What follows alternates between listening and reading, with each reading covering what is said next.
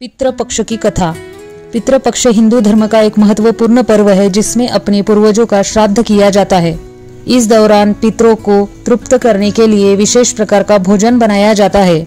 यह भोजन पितरों को प्रसन्न करने और उन्हें आशीर्वाद देने के लिए दिया जाता है। आज के इस लेख में हम आपको बताएंगे पितृपक्ष की पौराणिक कथा के बारे में। एक बार की बात है, एक प्रसिद्ध योद्धा कर्ण युद्ध में मारा गया। पृथ्वी पर अपने समय के दौरान वह बहुत दयालु थे और उन्होंने ब्राह्मणों को बहुमूल्य गहने, सोना और चांदी दिए थे। उनकी मृत्यु के समय उनकी आत्मा स्वर्ग में पहुंच गई। कर्ण की आत्मा को लगातार दुर्लभ रत्न, सोना और निर्दोषों चांदी परोसी जाती थी, जिससे कर्ण की आत्मा भ्रमित हो जाती थी। भूख और प्यास से थक कर कर्ण की आत्मा यम के पास गई और उन्होंने पूछा कि उन्हें खाने के लिए भोजन और पीने के लिए पानी क्यों नहीं दिया गया।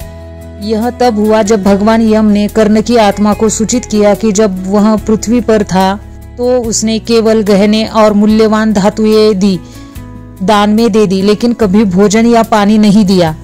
यह सुनकर कर्ण की आत्मा दुखी हो गई। तब यम ने उसे श्राद्ध प्रक्रिया के बारे में निर्देश दिया और उसे अपने मृत्यु पूर्वजों को भोजन और पेय देकर और शुद्ध संकल्प के साथ क्षमा मांगकर अपनी त्रुटि को सुधारने के लिए 15 दिन का समय दिया। तभी उसकी आत्मा मुक्त हो गई और मोक्ष प्राप्त करेगी। कर्ण की आत्मा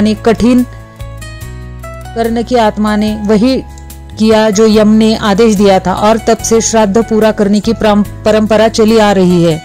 अभी जानते हैं पितृपक्ष श्राद्ध के दौरान क्या न करें। इन दिनों में कपड़े और जूते खरीदना वर्जित है। विवाह, सगाई और रोका समारोह जैसे मांगलिक कार्यक्रमों में आयोजित से बचना चाहिए। तामसिक कार्यों में शामिल होना अशुभ होता है। इन दिनों में प्याज, लहसुन, अंडा और मांस खाने से बचे। शराब का सेवन सख्त वर्जित है। नया वाहन और नया घर खरीदने से बचे। इन दिनों में कभी भी गृह प्रवेश न करे। प्रमुख मंदिरों में नहीं जाना चाहिए। सोना, चांदी या आर्टिफिशियल ज्वेलरी खरीदना अशुभ माना जाता है। इन दिनों में ब्रह्मचर्य का पालन करें। बाल कटाने, नाखून कटाने और शेविंग करने से भी बचना चाहिए। धन्यवाद।